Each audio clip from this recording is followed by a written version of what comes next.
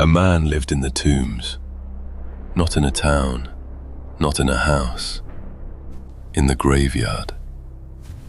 Iron chains had been put on him. He had pulled them apart.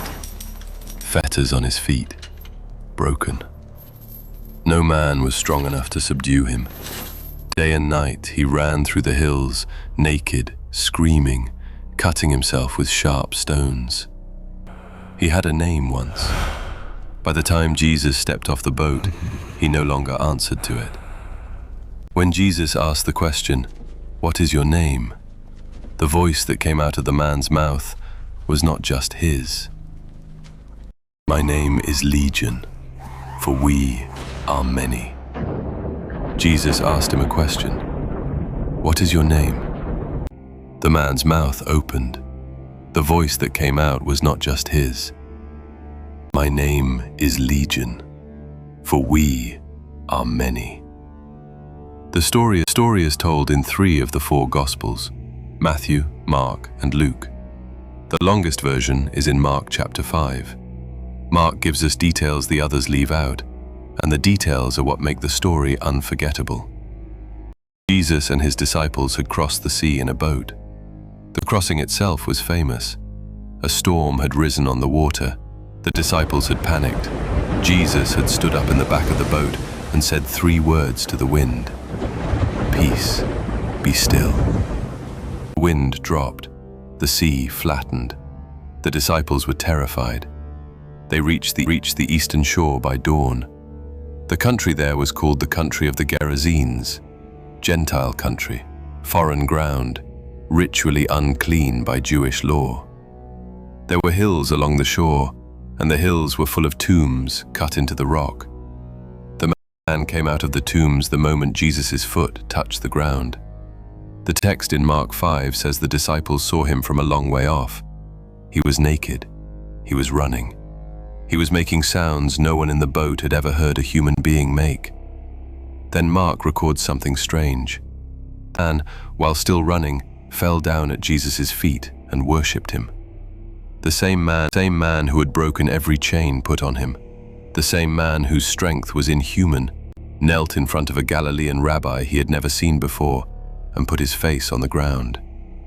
The voice that spoke through him was not begging for healing, it was begging Jesus to leave. "What have I to do with thee, Jesus, thou Son of the Most High God? I adjure thee by God that thou torment me not." The voice knew Jesus. The voice knew what Jesus could do. The voice was not even pretending to be the man anymore. Jesus asked the question, "What is your name?" The answer was the line that has shaped Christian demonology for 2,000 years. "My name is Legion, for we are many."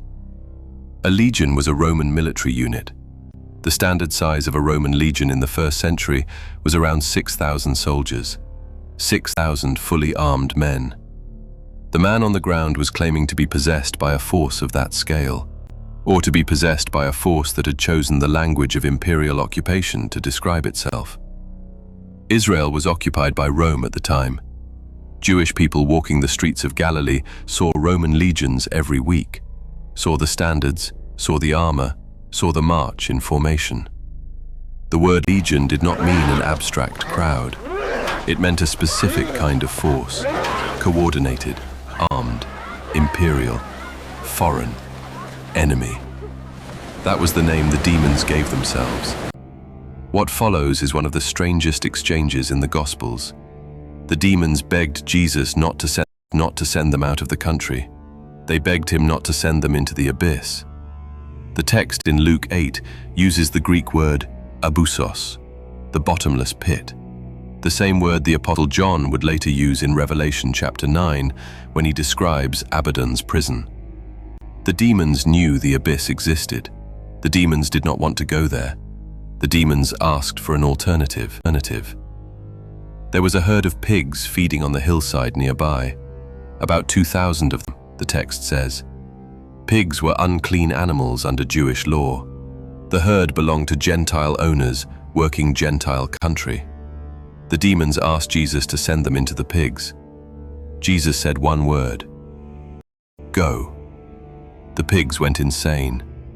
The text in Mark 5 describes it as a stampede, 2,000 animals running at full speed in the same direction, down the steep slope toward the water, off the cliff, into the sea. They drowned in the waves before any of them could turn back. The men who had been tending the herd watched the entire thing. They ran into the city to tell the people what happened. The people of the country came out to see for themselves. What they found was the man. The man no chains had held. The man who had lived in the tombs. The man who had screamed at every traveler on the road for years. Sitting at Jesus' feet. Clothed. Quiet. In his right mind. The text in Mark 5 says they were afraid, not relieved, afraid. They asked Jesus to leave their country. He turned around without arguing and got back in the boat. The man who had been freed from the demons begged Jesus to take him along. Jesus said no. He said, "Go home to your friends and tell them how great things the Lord hath done for thee, and hath had compassion on thee." The man went. The text says he began to publish in Decapolis how great things Jesus had done for him. Decapolis was the region of 10 cities on the eastern side of the Jordan River, Gentile cities, Roman-influenced, mixed populations. The first missionary Jesus ever sent into Gentile territory was a man who had been demon-possessed 24 hours earlier. That is the story. What it tells us about the spiritual realm is several things, and they have been argued over since the 1st century. First, that demons can occupy a single human body in numbers far beyond what a body can naturally hold. The man at the tombs was not possessed by one demon or 7, he was possessed by a unit of military scale. Second, that demons are aware of geography. They begged Jesus not to send them out of the country, suggesting they were operating in that specific region. They begged him not to send them into the abyss, suggesting the abyss is a real location with real walls. They asked to enter the pigs, suggesting they could not exist freely without a host.